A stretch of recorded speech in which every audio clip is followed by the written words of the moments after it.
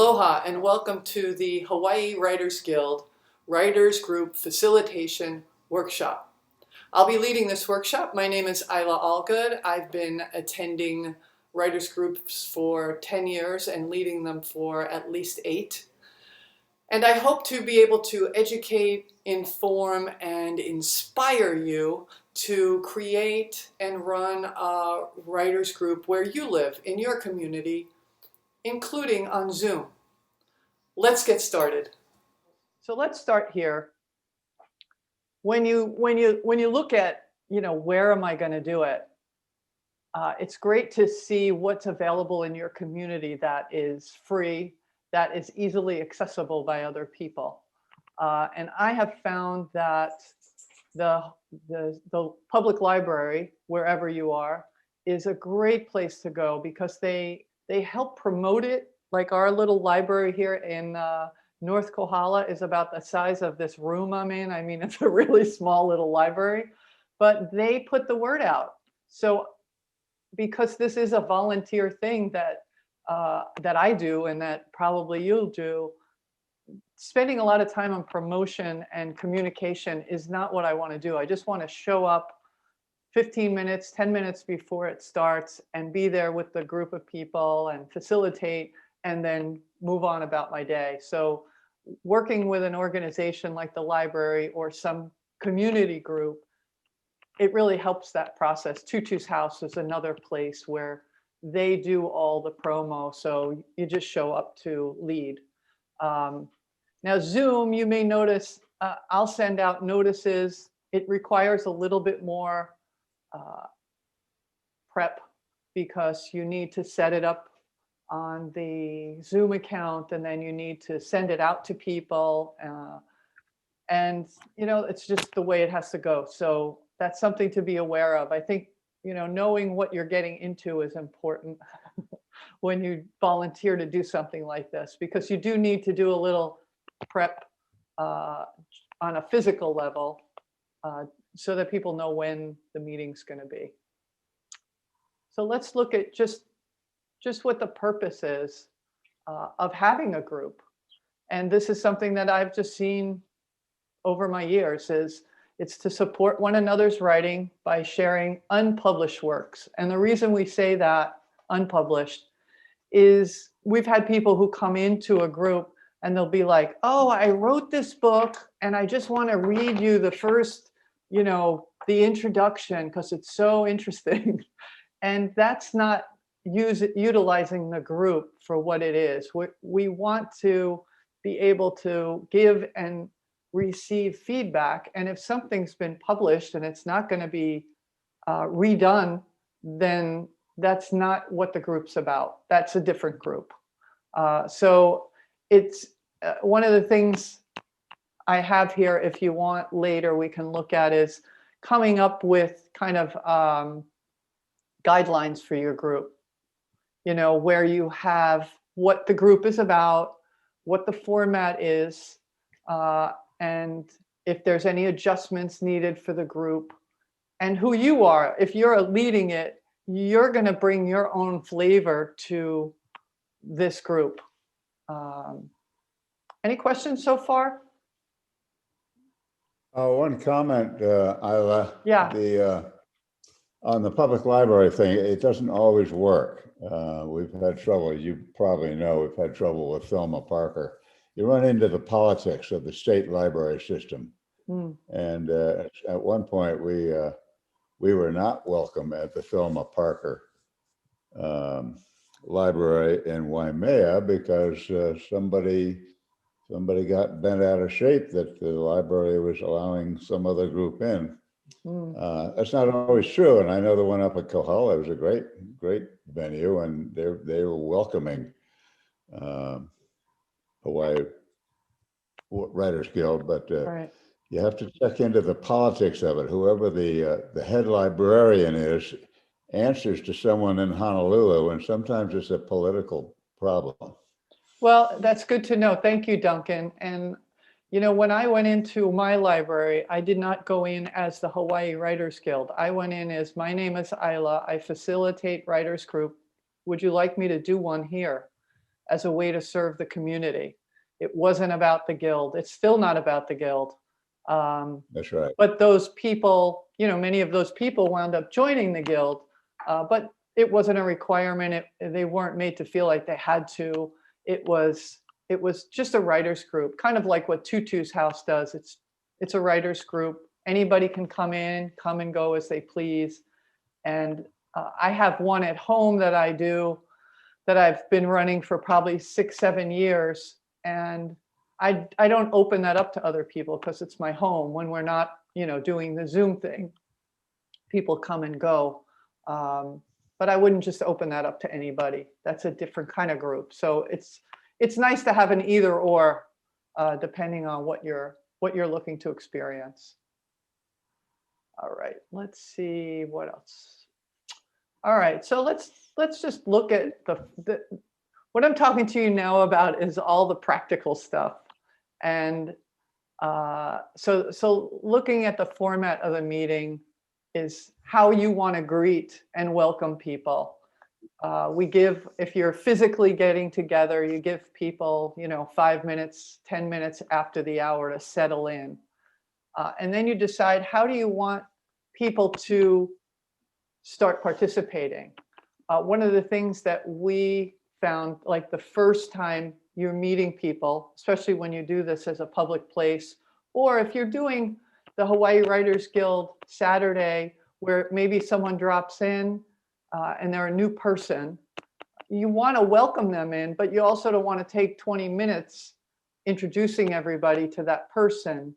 It takes away from the rest of your meeting. So I think it's nice if a new person comes in, everyone just says their name, and that new person might get a couple of minutes to say, oh, I heard about it from here, and I have some writing I want to work on. So think about what would you like to know about somebody when they're coming new into the group. And then something that was requested a couple of years ago with my group was one of my members said they wanted, number 3, they wanted to know how people were doing with their writing before we got into the writing critique part of the experience. They wanted to hear, I haven't written for 2 weeks and I'm not feeling very motivated, or I wrote something and I'm just stuck. So just to kind of give a news update about where they may be with their writing. And also that's an opportunity to say, hey, I got published in the local newspaper, or I have my books getting published, or something that you might want to share with a group. Okay. So then as we go into the meeting, and most of you know this, you've already done it. We have each person will read their piece, and on Zoom, well, let's not get ahead of myself. So depending on how many people you have, if you're doing 2 hours, 15 minutes is usually max that someone is taking up the time for their writing and their feedback. If you get into 20, 25 minutes, there's a good chance you're not going to have time for everybody if you have more than 4 people. So it's very important as a facilitator to keep things rolling on time and pay attention to that. And with kindness, let people know, you know what, it's getting, you're running late. We need to cut back. Now, if you see somebody's reading their work and that in itself is going long, then you need to say, excuse me, but I think you need to stop so that you can get feedback because it's already been 11 minutes, something like that. So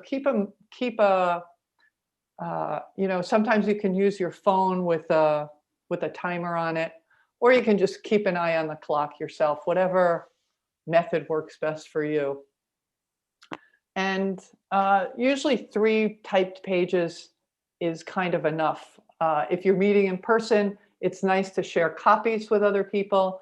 But of course, on Zoom, we try to pull them up on pull the document up so people can read along. It really helps, especially with poetry, for people to see it. We have some people in our different writing groups, and maybe you do too, that they're just not into the whole tech thing. So, and they may be somebody, we have a few people, you know, they just write on paper and they just want to read off the paper and then they make their notes. And I'm okay with that. So you, again, that's something you decide, is that okay for you and your group? I tend to like to be inclusive as long as it feels like it's working for everybody. All right. Any questions to there? Okay, no. All right. Now, sometimes we have, we may have only 4 people show up one week and then 8 people show up the next week. So you may have time at the end.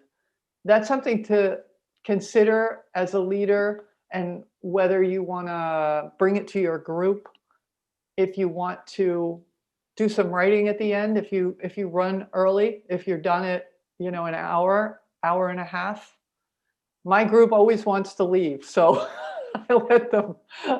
We end it. I'm like, does anybody want to talk about anything? We can talk about anything now. We're done with, as long as it's writing related, we can have some conversation. Sometimes that helps. Someone will talk about their publishing experience, or share some resources about places to send poetry. There's a call for poems or a call for stories. So it's nice if you have a little extra time to think about how you might want to use that extra time.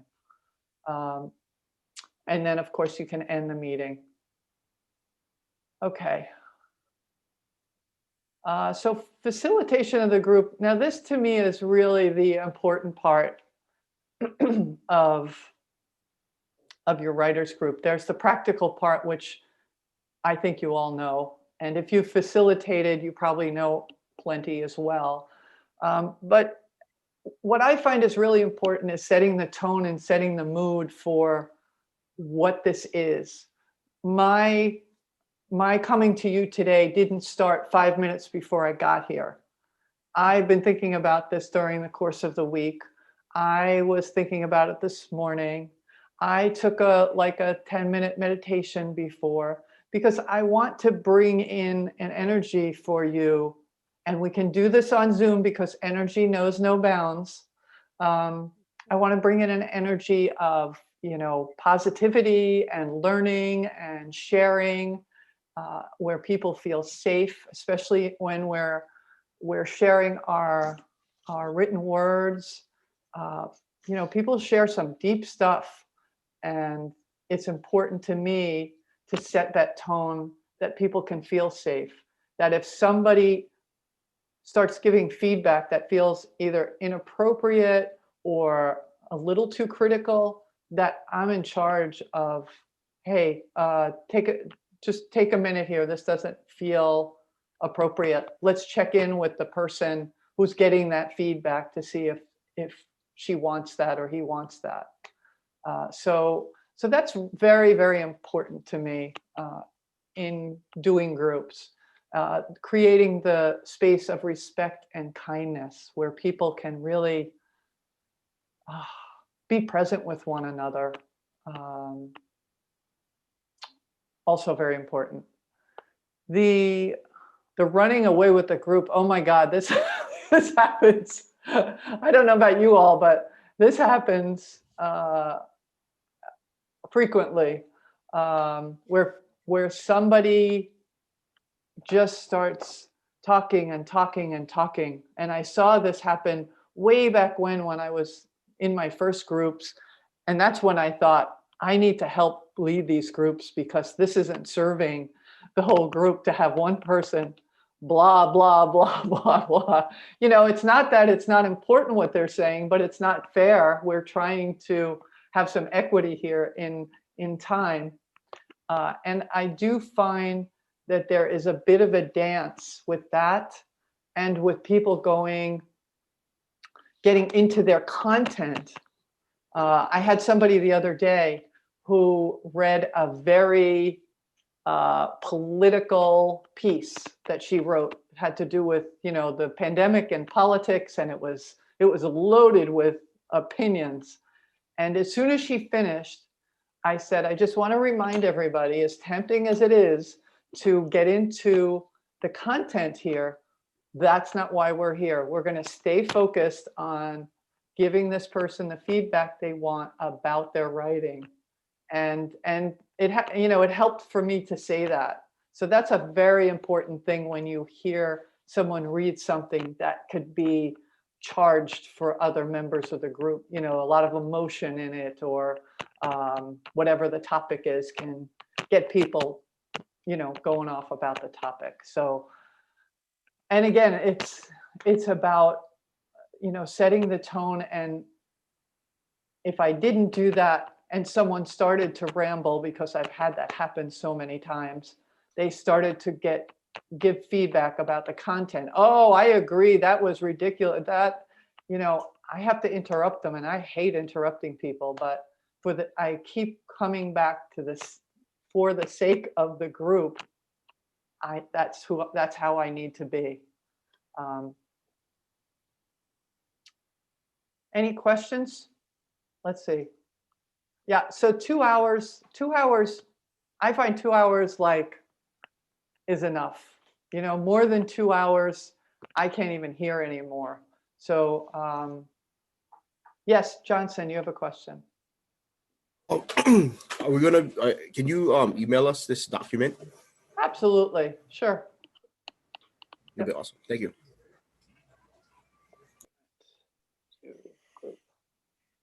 Yeah, sure, no problem. And then, of course, choosing when you're going to do it, where you're going to do it, it all has to be with, if you're the leader, it's about when you're available and when you feel others may be able to show up. I tend to do it during the week because I'm available, but that's one of the reasons that the Guild Saturday event is happening, because Tamara came to one of my library meetings, a number of them a few years ago, and she said, boy, it sure would help me to have it on a Saturday. So as we, or at night, and as we got, in lockdown, I talked to her and I said, would you be interested, because you're the one who'd like to have it on a weekend, would you be interested in leading it? And she was. So it's nice to have it at different times or different times a day, so it can include more people. But as you know, you're not going to please everybody. So, all right, let's see if somebody else has a question.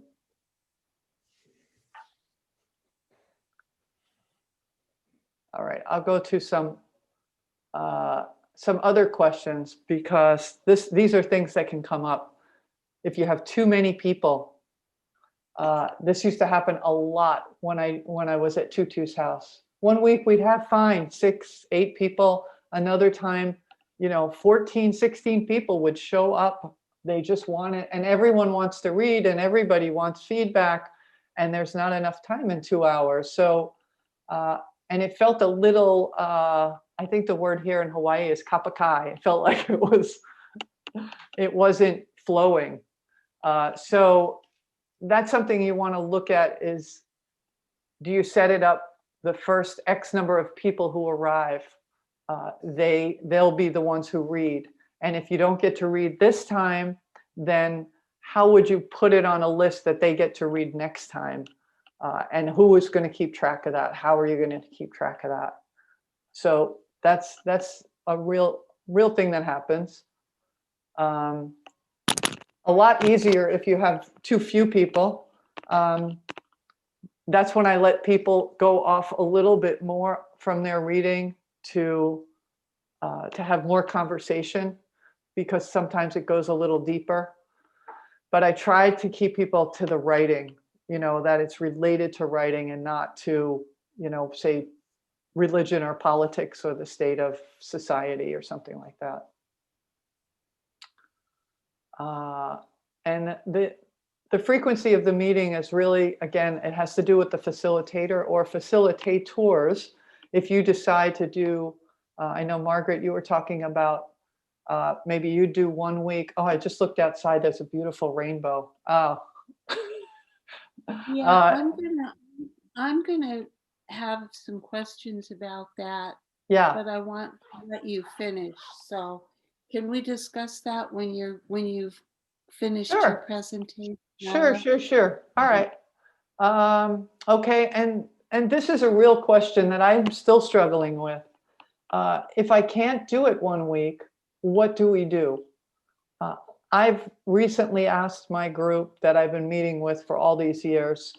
I was like, how do people feel about being a backup facilitator or taking turns? You facilitate 1 week and you facilitate another week. And they're like, oh, Eila, we like the way you facilitate. And, my ego appreciates that. And I'm glad that I create a space where people feel safe and they enjoy the process. But it's a lot. It's a lot to do it all the time like that. And just a few weeks ago, something came up and I couldn't do it and nobody stepped up. So it's helpful. The fact that you're all doing it and you're all involved in the same group means that you can absolutely have maybe 1 or 2 main people and then just have other people who are available to call and say, hey, can you do it, in March? Because I'm supposed to go away, or I just need some time to write and not lead. So that's important. Think about how you might want to do that. And I will say, as somebody who has been leading a long time, it definitely has an impact on my writing. It takes a certain amount of energy for me to do these sorts of things. And I'm not writing as much as I was before I was leading all these groups. And I don't know that that's good or bad. It's just something to be aware of. I do want to serve my community. So it's important to me to do that in a way that works for everybody. But if it gets to be to the point where I'm not, it's not balanced for me, then I'm going to need some help. Frank, yes. Yeah, about this topic specifically, I know this is a matter of personal taste when it comes to running groups, but I've been in a couple of groups where the expectation is that the leadership is going to change from week to week, that everyone has to wear that crown at some point. And what it does is it takes the onus off of one person to carry that load if they don't want to, but it also gives everyone an appreciation for what being the moderator is. Yeah. And it makes everyone kind of toe the line better when they're in a situation to have to quell someone or to spark things. So it makes the overall running of the group, I found, more akamai, worth considering, I think. I love Yeah, that. and All right, everybody, thank you so much. We'll be back in touch about the sign-in. Thank you for showing up and being here and talking and chatting. Aloha all. Bye-bye. Good seeing you all. Thank you. Take care. Bye. See you guys. Aloha.